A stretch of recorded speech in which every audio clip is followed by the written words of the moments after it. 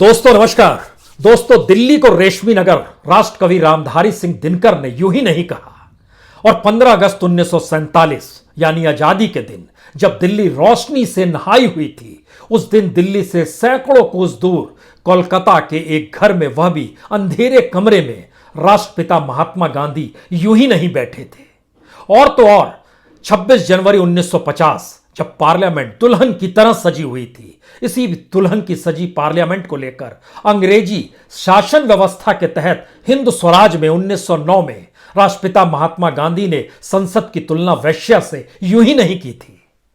यह इतिहास के ऐसे पन्ने हैं जिनको आप जब चाहे तब पलट सकते हैं, लेकिन क्या ये पन्नों में लिखे हुए शब्द मौजूदा वक्त में एक गोल्डन यानी स्वर्ण अक्षरों की तरह अंकित नजर आते हैं क्या? यह एक सवाल इसलिए क्योंकि मौजूदा वक्त में जब आप 70-75 बरस के इतिहास को टटोलते हुए आइएगा तो मौजूदा वक्त में हो सकता है आपके सामने राजनीतिक सत्ता की ताकत एक नए एहसास के साथ खड़ी हो। इस राजनीतिक सत्ता के सामने संसद मायने नहीं रखती है, संवैधानिक संस्थान मायने नहीं रखते हैं। इस देश के भीतर में बनती नीतियां और उन नीतियों पर लगती कानूनी मोहर, उसको भी राजनीतिक सत्ता अपने अनुकूल संसद से लेकर सड़क तक कैसे कर लेते हैं, यह हुनर शायद उस दौर में किसी को नहीं आया होगा जब देश को आजादी मिली होगी। लेकिन मौजूदा सच क्या है?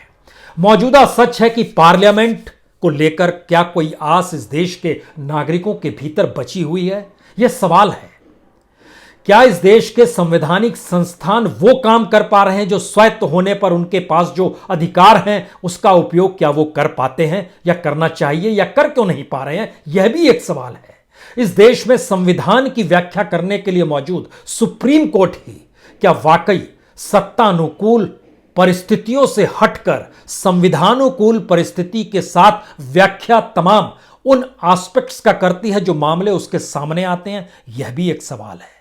तो क्या यह माना जाए कि इस देश के भीतर में पहली बार एक ऐसी परिस्थिति थी जिसमें हर किसी को इंतजार आंदोलन का था, और आंदोलन जब सड़क से उठेंगे, वह भी इस देश में किसानों के आंदोलन जब सड़क से उठेंगे, तो जाहिर है पहली बार वह राजनीतिक व्यवस्था जो अपनी परंपराओं को बीते 70 बरस से लगातार पुख्ता करती आ रही थी और अपनी ताकत को बढ़ाती चली आ रही थी, पहली बार आंदोलन ने उस राजनीतिक व्यवस्था, उसकी विचारधारा और सोच पर हमला किया था। क्योंकि इस देश के भीतर में अलग अलग समुदाय हो, अलग अलग प्रांत हो, हर की मुश्किलें पहली बार आंदोलन की तरफ एक आस और उम्मीद के साथ देख रही थी। जो खतरा है उस राजनीतिक सत्ता व्यवस्था के लिए जिसमें फेडरल स्ट्रक्चर तहस नहस हो जाता है, जिसमें पार्लियामेंट की महत्ता लोगों के सिर गिनने के साथ हो जाती है, जिसमें संवैधानिक संस्थानों की जरूरतें उस संवैधानिक संस्थान पर जो सबसे शीर्ष पर व्यक्ति की नियुक्ति होती है वह भी राजनीतिक सत्ता की कलम के जरिए होने लगे, तो फिर स्थितियां कैसी विकट होंगी? शायद यह एक सबसे बड़ा सवाल है। और किसानों का यह आंदोलन मौजूदा वक्त में क्या वाकई राजनीतिक व्यवस्था की चूलें हिलाने लगा है?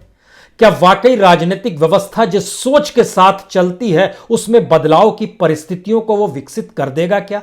शायद इसी का एक पहला असर है कि जब कल से पार्लियामेंट शुरू होगी तो उस पार्लियामेंट में अभिभाषण राष्ट्रपति का होगा। उससे पहले 16 राजनीतिक दलों ने ऐलान कर दिया हम बायकॉट करेंगे। लेकिन सवाल है बायकॉट होगा, लेकिन उससे होगा क्या? सवाल है पार्लियामेंट चलती रहेगी और कहा जाएगा इससे पहले भी तो राष्ट्रपति के अभिभाषण का बायकॉट कई मौकों पर हुआ है, तो इस मौके पर हुआ है तो क्या फर्क पड़ता है? इसी पार्लियामेंट के भीतर जब कल शुरुआत होगी तो लोगों को राज्यसभा में याद आएगा 20 सितंबर 2020 जब 3 कृषि कानूनों पर ध्वनि मत से मुहर लगा दी गई और 21 और 23 तारीख को फिर राष्ट्रपति के पास भेज दिया गया। वही पार्लियामेंट अब उसके बाद पहली बार कल शुरू होने वाली है। तो क्या यह माना जाए कि एक ऐसा किसान आंदोलन जो राजनीतिक व्यवस्था को ही नए तरीके से परिभाषित करने की दिशा में धीरे धीरे बढ़ रहा था, उस पर नकेल कसने के लिए, उस पर लगाम लगाने के लिए जो कुछ 26 जनवरी का नजारा था वह सब कुछ हुआ? यह भी एक सवाल है। इन सवालों के अक्स तले हमें लगता है कि अब उस हकीकत को समझने की कोशिश कीजिए। दिल्ली और मुंबई 2 ऐसे शहर हैं जहां पर सबसे बड़ी तादाद में सुरक्षा कर्मियों की मौजूदगी होती है। दिल्ली में लगभग 84,000 पुलिसकर्मियों की तैनाती है। उसमें से यह अलग मसला है कि 20,000 पुलिसकर्मी तकरीबन वीवीआईपी सुरक्षा में लगे रहते हैं। और उससे हटकर लेकिन इतनी बड़ी जनसंख्या को संभालने के लिए अगर 60,000 पुलिसकर्मी भी हैं तो इससे ज्यादा तैनाती देश के किसी हिस्से में कहीं पर भी नहीं है। और इस देश के भीतर में सबसे सुरक्षित जगह या जहां पर अर्धसैनिक बलों की तैनाती 24 घंटे हर दिन रहती है, वो जगह और कोई नहीं है। पार्लियामेंट के बाद अगर कोई दूसरी जगह है तो वह लाल किला है। यानी इन दोनों जगहों पर दिल्ली की सड़कों पर अगर दिल्ली पुलिस चाहे तो इतनी बड़ी तादाद में, और वो ना सिर्फ आधुनिक उपकरणों से लैस है बल्कि वह इस रूप में शिक्षित है, उसको इस रूप में स्पेसिफाइड तरीके से डेवलप किया गया है कि उसको किस किस परिस्थिति में कैसी कैसी स्थितियों का सामना करना है। लेकिन बावजूद इसके 26 जनवरी का जो नजारा था दिल्ली की सड़कों पर, वो लग रहा था जैसे किसी देश के दूरस्थ इलाके में किसी जिले में कुछ हंगामा हो गया और पुलिस से संभले नहीं संभल पा रहा है। और जिस तरीके से लाल किले में परिंदा भी पर नहीं मार सकता है, सन 2000 में पहली बार लश्कर तोयबा के 6 लोगों ने वहां पर अटैक किया था लाहौरी गेट के पास ही।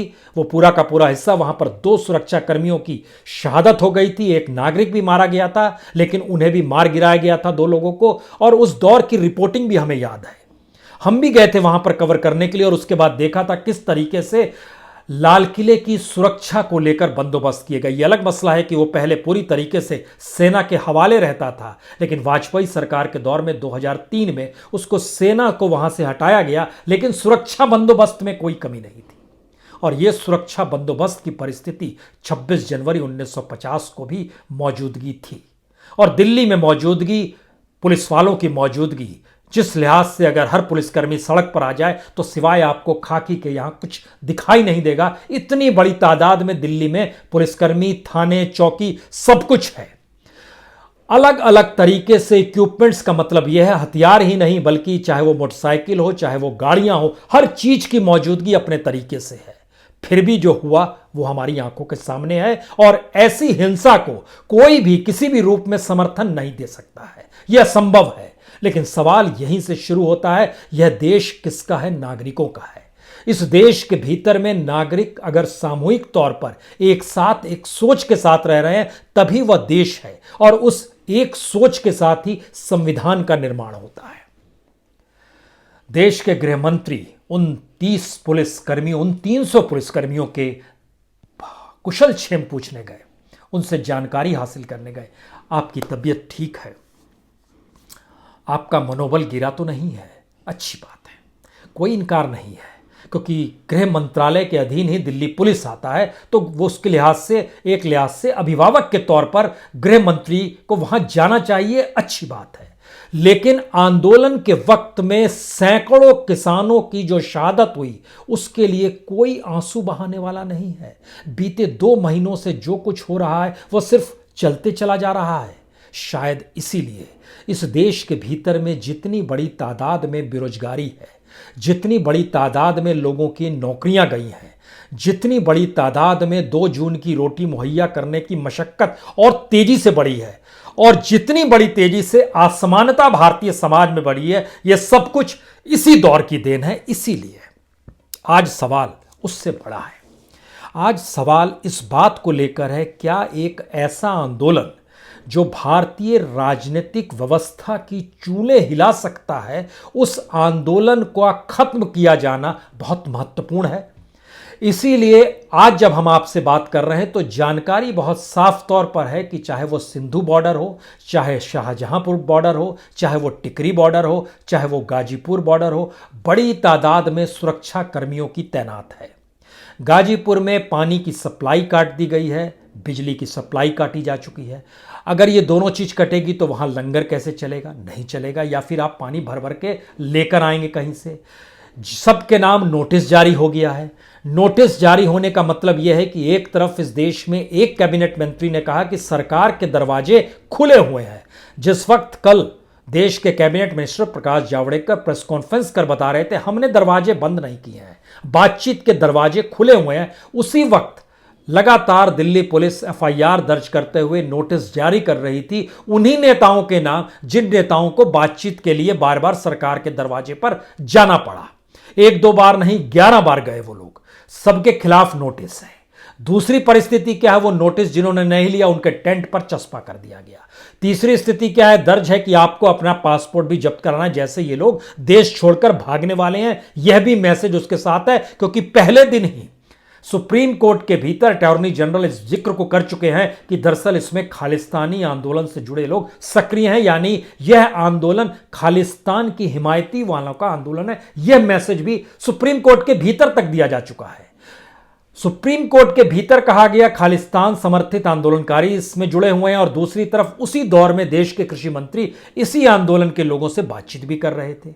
इधर नोटिस भेजा जा रहा है, उधर दरवाजे भी खुले हुए। इस अंतर्विरोध की परिस्थितियों को इसलिए समझने की अब जरूरत आन पड़ी है क्योंकि ऐसे आंदोलनों की जमीन एक ठहराव के साथ होती है, और ऐसे आंदोलनों को खदेड़ना, भगाना, पुलिस से जोर जबरदस्ती करा के स्थितियों को उखाड़ फेंकना, हमें लगता है ये सारे स्थितियां इस देश के भीतर में बीते 70 बरस में कई आंदोलनों में देखने को मिली है। ऐसा नहीं है कि इससे पहले नहीं हुआ है। याद कीजिए जन लोकपाल का जो आंदोलन था, या बाबा रामदेव जी बैठे थे रामलीला मैदान में, किस तरीके से अंधेरे में वहां पर के किस स्थिति में उनको उठाने के लिए क्या कुछ किया गया, उन्हें भागना पड़ा। यह भी एक स्थिति है। किस परिस्थिति में भागे वो एक अलग किस्सा है। लेकिन उस वक्त कांग्रेस की सरकार थी, उन्होंने भी वहां से उठाया था। कांग्रेस सरकार के हाथ पांव फूल रहे थे जब जन लोकपाल को लेकर आंदोलन चल रहा था। उस दौर में भी स्पेशल पार्लियामेंट सेशन बुलाना पड़ा और उस पर मुहर लगानी पड़ी कानून की। लेकिन आंदोलन खत्म हो गए। तिरंगा तब भी लहरा रहा था, तिरंगा अब भी लहराता है। लेकिन जब कानून बना दिया गया कि अब जन लोकपाल होगा, लेकिन क्या वाकई जन लोकपाल या लोकपाल की मौजूदगी मौजूदा वक्त में कितनी जगहों पर है? 50% भी इंप्लीमेंट नहीं हो पाया है। और क्या वाकई जिस बात का जोर था कि जो कैबिनेट मिनिस्टर्स होते हैं, प्राइम मिनिस्टर होते हैं, ऊंचे ओहदे पर बैठे लोग होते हैं, वह अगर करप्ट होंगे तो उस पर निगरानी किया जाएगा। सरकार ने, उस समय कांग्रेस की सरकार थी, सरकार ने कहा बिल्कुल सही कह रहे हैं आप, ऐसा अब हम लोग कानून बनाते हैं, और उसके लिए फटाफट काम किया गया और तेजी से चीजें इंप्लीमेंट कर दी गई। लेकिन हुआ क्या? ढाक के 3 पात। उसके बाद दिल्ली में राजनीतिक सत्ता बदली, केजरीवाल मुख्यमंत्री बन गए। दिल्ली में राजनीतिक सत्ता बदली, देश की सत्ता बदली, नरेंद्र मोदी प्रधानमंत्री बन गए। उसके पीछे कहीं ना कहीं उस दौर की परिस्थितियों को याद कीजिए। घपले थे, घोटाले थे, करप्शन था, अहंकार था, सब कुछ था उस कांग्रेस की सत्ता में। क्या कुछ नहीं था? और लगता था इसको बदलने की जरूरत है। लेकिन यह देश की कौन सी संसदीय व्यवस्था है जिसमें झटके में 2014 में लगने वाली राजनीतिक सत्ता ही अब बेहतर लगने लगे आपको? यह कौन सी स्थिति है? इसका मतलब है हम लोग एक स्लाइड कर रहे हैं, बहुत तेजी से नीचे की दिशा में बढ़ रहे हैं, जिसको बाबा साहब अंबेडकर ने जिक्र भी किया था कॉन्स्टिट्यूशन में। जब आखिरी भाषण दे रहे थे उस बात का उन्होंने जिक्र किया था कि इस कागज से कुछ नहीं होगा, इस पे कैसे इंप्लीमेंट हम लोग करते हैं, इसके लिए राजनीतिक सत्ताओं पर एक दबाव होना चाहिए। क्या वो दबाव है? उल्टा हो गई परिस्थिति। उल्टी परिस्थितियों में चीजें और धीरे धीरे डायलूट ऐसी परिस्थिति आती चली गई। कई बार देश के प्रधानमंत्री ने इस बात का अपने भाषण में जिक्र किया। 2013-14 में वो अक्सर जिक्र किया करते थे कि देश की स्थिति तो ऐसी बना दी कांग्रेस ने, लोग कहते हैं अंग्रेजों की सत्ता ही बेहतर थी। कहां इनकार है, उस समय तालियां बजती थी और उस समय कहा जाता था वाकई। इतना ही नहीं, यह भी कहते थे कि देश की जो स्थिति है उसमें तो लगता है इस देश को एक हिटलर चाहिए। यह भी भाषण के हिस्से हैं। 2013-14 में अगर टटोल के देखिएगा, वो रेफरेंस में था। लोगों के भीतर एक गुस्सा था कांग्रेस की सत्ता को लेकर। लेकिन वह सत्ता धीरे धीरे मौजूदा वक्त में जब आई तो आंदोलन को लेकर आस पार्लियामेंट्रीज को भी होने लगी जो विपक्ष में बैठे थे।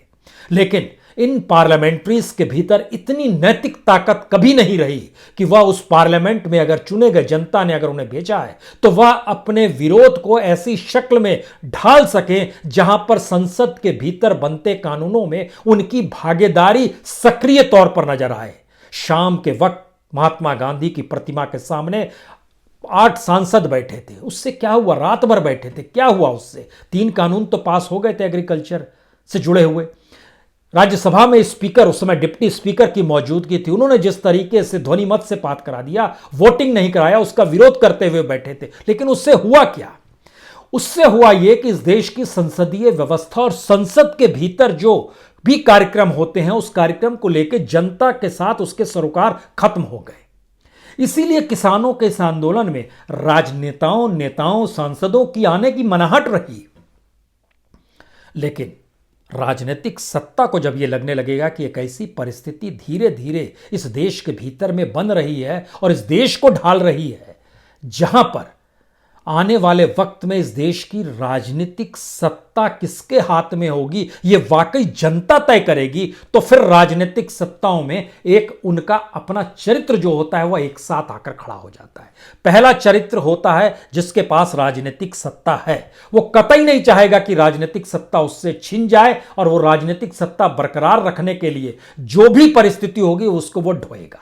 लेकिन मान लीजिए अगर जैसा लोकपाल के वक्त में कांग्रेस की जो परिस्थिति थी और उस समय तमाम राजनीतिक दलों की जो परिस्थिति थी, उनके पास इतने सर नहीं थे, वो गठबंधन की सरकार थी, वह यूपीए की सरकार थी, इसीलिए तमाम दलों के भीतर के अंतर्विरोध निकलकर सामने आते थे और पार्लियामेंट के भीतर भी सवाल उठता था। कहीं ना कहीं कोई कहीं से शरद यादव बोलते थे कि ये क्या हो रहा है, हमें इस दिशा में देखना चाहिए, कहीं पे शरद पवार बोल देते थे, कोई अलग अलग राजनीतिक दलों के नेताओं की आवाज सुनाई देती थी। लेकिन इस दौर में सुनाई नहीं देगी। यह दौर बहुमत का है, यह दौर मोनोपोली का है, यह दौर ताकत का है, और इस ताकत, मोनोपोली या इस बहुमत की परिस्थितियों को संसद के भीतर कैसे जिया जाए, इसको परिभाषित करने की स्थिति और ताकत उन्हीं के हाथ में आ गई है। तो सवाल यह है कि 26 जनवरी की व्याख्या कौन कैसे करेगा, वो कर ले, लेकिन 26 जनवरी की व्याख्या आपको न्यूज चैनलों पर, अखबारों में, अलग अलग माध्यमों से, जो कॉन्स्टिट्यूशन इंस्टीट्यूशंस हैं, जो इस देश में सुरक्षा कर्मियों की मौजूदगी है, सब जगहों से एक ही व्याख्या निकल कर आएगी कि दरअसल यह पूरे तरीके से इस देश से विद्रोह की स्थिति थी, यह एक राजद्रोह की परिस्थितियां थी, और नोटिस के शब्द कुछ उसी दिशा में लिखे गए हैं, इंकित किए गए हैं। सवाल यह है कि इन सब के बीच अब पार्लियामेंट्रीज क्या करेंगे। जब कल से पार्लियामेंट होगी, जनता का संघर्ष, किसानों का संघर्ष सड़क पर देखा गया, उस संघर्ष से एक उम्मीद आस पाले हुए पार्लियामेंट्रीज के लिए कल से संसद शुरू होगी। अभिभाषण के बायकॉट और फिर बजट की परिस्थितियों को जीने के अलावे भी कुछ संसदीय मर्यादा और काम उसके होते हैं क्या? ये सारी चीजें तो गवर्नेंस की हैं, क्योंकि राष्ट्रपति का अभिभाषण सरकार द्वारा तैयार किए गए भाषण के साथ होता है, उसमें उपलब्धियां बतलाई जाती हैं, और उपलब्धियों के भीतर 2 दिन पहले पूर्व संध्या पर, जब गणतंत्र दिवस की पूर्व संध्या पर राष्ट्रपति का भाषण हो रहा था राष्ट्र के नाम संदेश में, उन्होंने बहुत साफ तौर पर कहा था ये 3 कानून कृषि सुधार की दृष्टि से हैं, तत्काल में आप भटकेंगे लेकिन बाद में आप समझ जाएंगे ये सारी चीजें बेहतरीन हैं। इसका मतलब है अभिभाषण भी उसी तर्ज पर होगा। इसका मतलब है सरकार ये मानकर चल रही है कि दरअसल जिस कानून को वह लेकर आई है उस कानून से उसकी राजनीतिक जीत तय है, और राजनीतिक जीत तय होने के लिए क्या वाकई एक वोटिंग प्रणाली है या एक पूंजी का बड़ा हिस्सा है? जिस तरीके से बार बार किसान कह रहे हैं कॉरपोरेट के हाथ में आप खेती देना चाहते हैं, पैसे वालों के हाथ में खेती देना चाहते हैं, इसका दूसरा सच क्या है? क्या वाकई पैसे के आधार पर इस देश में चुनाव जीते जाते हैं क्या? आप कहेंगे नहीं संभव है। अगर नहीं संभव है तो इस देश के पार्लियामेंट्रीज लगभग 92% करोड़पति कैसे होते हैं? और वह पार्लियामेंट्रीज में भी जब आप हिस्सा बांटना शुरू कीजिएगा, 21वीं सदी में कीजिए ना, 2004 को आप पहला आधार लीजिए, 2004 का चुनाव, उसके बाद 2009 का चुनाव, फिर 2014 का चुनाव और 2019 का चुनाव। इन 4 चुनावों के अक्स तले आपको मौका मिले तो आप आईडीआर की रिपोर्ट है, एडीआर की रिपोर्ट है, एसोसिएशन फॉर डेमोक्रेटिक रिफॉर्म की रिपोर्ट पूरी की पूरी है, उसमें जो डाटा कलेक्शन है उस डाटा को जब आप देखिएगा तो आप समझिएगा कि 2014 में जो लगभग 40% सांसद ऐसे थे जिनकी अपनी पूरी संपत्ति लाख में थी, वह अगले 5 साल में करोड़पति में कैसे तब्दील हो गए। जो करोड़पति थे उनकी करोड़ों की तादाद और बिलियनियर में कैसे तब्दील होती चली जा रही थी। ये कौन सा जादू है? ये जादू नहीं है, ये सिस्टम है। ये एक ऐसा सिस्टम है जिसमें डेमोक्रेसी कन्वर्ट अगर हो जाएगी, या डेमोक्रेसी में चुनाव जीतना एक मोनेटाइज करेगा, यानी प्रॉफिट के हिस्से में लेकर आएगा, और फिर कोई भी आंदोलन अगर उस प्रॉफिट में सेंध लगाने के लिए बढ़ेगा तो फिर तमाम हुनर हमें आते हैं। हमारे पास सारे औजार हैं, डराने के भी हैं, बहकाने के भी हैं, बांटने के भी हैं, और चीज़ों को इधर से उधर ले जाने के भी हैं। उसका सामना आप नहीं कर पाएंगे, क्योंकि स्टेट से लड़ने की ताकत आंदोलनों में नहीं होती है। स्टेट से लड़ने की ताकत देश के भीतर नागरिकों की होती है। शायद इसीलिए किसान आंदोलन जब चल रहा था तब कई सवाल थे। किसान आंदोलन में इस देश के तमाम किसानों को कैसे समाहित किया जाए, किसान आंदोलन में इस देश के तमाम मुद्दे क्या धीरे धीरे समाहित होंगे, किसान आंदोलन के साथ इस देश के भीतर जो मुश्किल परिस्थितियां वो क्या डेवलप होंगी, और उसमें जो भूमिका होती है वो किसी भी दूसरे राज्य में जहां पर दिल्ली की सत्ता से इतर पार्टियां हैं उनकी क्या भागीदारी थी। कांग्रेस के पास 4 राज्य हैं, पंजाब है, कांग्रेस के पास राजस्थान है, कांग्रेस के पास छत्तीसगढ़ है, वहाँ उसने क्या किया। महाराष्ट्र में सहयोगी है, झारखंड में सहयोगी है, वहाँ कांग्रेस की भूमिका क्या रही। एनसीपी जो शरद पवार हैं उनके नेता का भाषण जो आज़ाद मैदान में था, किसानों के हक में था, लेकिन इस दौर में उन्होंने किसान की एकजुटता के लिए सार्वजनिक तौर पर कोई पहल नहीं की कि किसान महाराष्ट्र से निकलकर कैसे किस रूप में पहुंच जाए। जबकि जिस वक्त एनसीपी बन रही थी और उसकी बैठक पहली जलगांव में हो रही थी, कैसे उस वक्त कांग्रेस को तोड़ा गया था और जिन जिन नेताओं को तोड़ा गया था उनके हाथ में कौन सा ब्रीफकेस दिया हुआ था, यह किसी से छुपा हुआ नहीं है। एक ब्रीफकेस और एक गाड़ी, एक जीप, यह भेंट की गई थी उस पीरियड में। उस पीरियड को भी हमें देखा हुआ है, उस दौर में भी हमने रिपोर्टिंग की हुई है। उस समय नागपुर में रिपोर्टिंग करते थे तो महाराष्ट्र का हिस्सा था, जलगांव गए थे, वहां देखी थी परिस्थिति। ये सारी परिस्थितियां आंखों के सामने हैं। यानी राजनीति अपनी सत्ता बचाने का प्रयास करेगी। इससे पहले भी होता रहा है और इस बार भी होगा। इस बार धीरे धीरे हमने कहा ना, जब ढलाव है और जब आप नीचे आते चले जाते हैं लोकतांत्रिक मूल्यों के, संवैधानिक परिस्थितियों के, तो स्थिति कहीं ना कहीं मोनोपोली और डिक्टेटरशिप वाली हो जाती है। यही वो परिस्थितियां हैं जिसमें इस देश को समझने की जरूरत है। कोई बाहर से आके नहीं समझाएगा। किसान आंदोलन में जुटे हुए जो किसान हैं, अब उनको एक अस्थायित्व चाहिए, क्योंकि उनको दरअसल उस पूरे प्रचार तंत्र से भी लड़ना है जो प्रचार तंत्र उनको खारिज कर चुका है। और जब दिल्ली की सीमा पर मौजूद किसान संगठनों के विरोध में जब जनता नारे लगाने लगे, तो वह भी तिरंगा लेकर नारे लगाने लगे, और कुछ देर बाद पुलिस आए फिर वो चली जाए, तो इसके मतलब बहुत साफ हैं कि अब परिस्थिति वैसी आ रही है जहां पर एक टकराव की सामाजिक परिस्थिति इस देश के भीतर भी पैदा होगी। यानी राजनीतिक तौर पर बांटो, सामाजिक तौर पर बांटो, आर्थिक तौर पर बांटो, उसके बाद आप अगर बंटते चले जाते हैं तो फिर आपके पास कोई रास्ता नहीं बचता है। उसके बाद आप सिवाय इसके कि आप उस भीड़ में अकेले हिस्सा होते हैं, ये एक ऐसी परिस्थिति धीरे धीरे बनती चली जाती है। हम जब इन बातों का आपसे जिक्र कर रहे हैं, हमें लगता है कि कुछ चीज़ों का और फैक्टफुली जिक्र करना चाहिए, क्योंकि इस देश के भीतर में जो हालत हो गई है, हमें एक चीज़ और लगती है कि इस देश में देश सबसे ज़्यादा युवा है। इन सीमाओं पर जाकर देखते अगर 26 जनवरी के दिन या 25 जनवरी के दिन या 24 जनवरी के दिन या उससे पहले देखते, बड़ी तादाद में युवाओं की मौजूदगी थी। युवाओं के पास कोई काम नहीं है, उनकी ऊर्जा का कोई महत्व नहीं है, उनको कहाँ किस रूप में डेवलप करना, ये देश के पास कोई विज़न ही नहीं है। तो फिर क्या इसका मतलब होगा उनको कहीं भी भटकाया जा सकता है क्या? या बड़े बुजुर्गों का जो एक लंबा अनुभव रहता है, वह अनुभव क्या वाकई युवाओं को उनकी पटरी पर लाकर खड़ा कर सकता है, या वो एक हड़बड़ी में होते हैं? जाहिर है पीढ़ियों का अंतर है, समझ का अंतर है, उसके भीतर का खून और बुजुर्गों के भीतर के खून में एक ठहराव होता है। लेकिन सवाल पहली बार इस देश के भीतर की उन परिस्थितियों का है जिसमें हमारा राजनीतिक सिस्टम जो है वह इस देश के फेडरल स्ट्रक्चर, इस देश के भीतर में आपसी सरोकार, उसको भी कहीं ना कहीं मोनेटाइज कर रहा है। फेडरल स्ट्रक्चर का मतलब बहुत साफ है कि अलग अलग राज्यों की जो मांग रहती है कि टैक्स का पैसा तक हमें दे दीजिए, वह भी नहीं दिया जाता है। सीबीआई जांच होती है तो उन्होंने, कई राज्यों ने सीबीआई को अपने यहां आने से मना कर दिया। यह स्ट्रक्चर के टूटने की शुरुआत होती है और विरोध होता है। लेकिन फिर भी ध्यान दीजिएगा, एक चीज हमेशा दिमाग में रखिए, चाहे वह सत्ता पक्ष हो या फिर विपक्ष करता हुआ राजनीति नजर आए, या फिर बीजेपी जो राजनीतिक सत्ता दिल्ली में उसके शासित राज्य हो या दूसरी पॉलिटिकल पार्टी के शासित राज्य हो, हर कोई चाहता है कि सत्ता उसके पास बरकरार रहे, उसके बाद वो कोई काम करेगा। सत्ता कोई खोना नहीं चाहता है।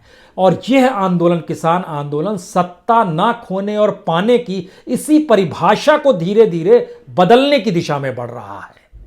यह समझना होगा और यह इस देश के लोगों को भी समझना चाहिए कि कैसे धीरे धीरे हम लोग दरअसल करप्शन के हिस्सेदारी में आ गए हैं।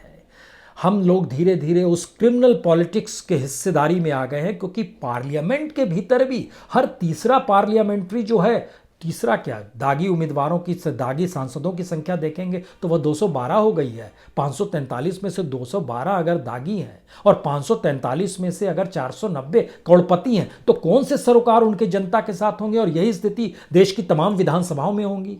तो सवाल ये था कि इसमें सवाल नरेंद्र मोदी का नहीं है, इसमें सवाल बीजेपी की सत्ता का नहीं है। सवाल है कि पहली बार उस व्यवस्था को कैसे चेंज किया जाए मेंटल लेवल पर। कम से कम आंदोलन उस दिशा में धीरे धीरे अपने पांव जमा रहा था।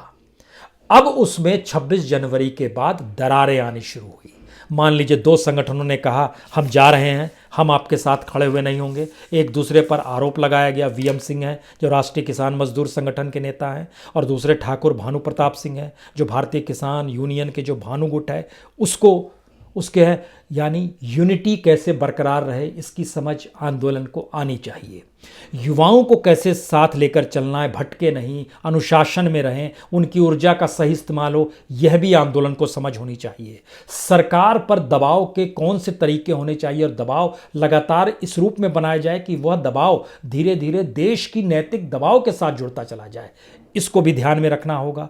और आंदोलन का विस्तार कैसे हो, लगातार अलग अलग मुद्दों के आश्रय इसमें विस्तार कैसे होते चला जाए, इस पर भी ध्यान देना होगा। लेकिन जो एफआईआर दर्ज हुई है उसमें तो धारा 307 भी है, हत्या की कोशिश का आरोप भी है, 353 भी है, सरकारी कार्य में बाधा का जिक्र भी है इसमें। ये सारी परिस्थितियां बहुत साफ तौर पर बता रही है कि टकराव चरम पर नहीं है, यह टकराव अपने अस्तित्व को लेकर बढ़ चला है। और 26 जनवरी ने उस अस्तित्व को पलटने की कोशिश की है। वो भूल इधर से हुई, ये भूल उधर से हुई, ये स्ट्रेटजी उसकी थी, ये हुनर उसका था, इसमें फंसने से कुछ नहीं होगा। आंदोलन की जमीन को पुख्ता इस देश की जरूरत के साथ कैसे कोई जोड़ सकता है, यह समझ विकसित करनी होगी। अन्यथा बहुत छोटी चीज होती है किसी भी राज्य सत्ता के लिए या फिर पॉलिटिकल पावर के लिए, चंद सेकंड में आपको धराशायी कर दें। क्योंकि देश के गृह मंत्री घायल पुलिसकर्मियों से कुशल क्षेम पूछते हैं, लेकिन आंदोलन में शामिल हुए 100 लोगों से ज़्यादा जिनकी मौत हो गई, उनके परिवार से एक संवाद कोई नहीं बनाता है। इस त्रासदी में यह देश आकर खड़ा है। सत्ता अनुकूल परिस्थितियों को समझने की जरूरत भी है और आंदोलन को कैसे जमीन पर मजबूत किया जाए यह जानने की भी जरूरत है। बहुत बहुत शुक्रिया, बहुत बहुत शुक्रिया। कल आपसे जुड़ेंगे, राष्ट्रपति का अभिभाषण है, सुना जाए राष्ट्रपति जी क्या कहते हैं। बहुत बहुत शुक्रिया।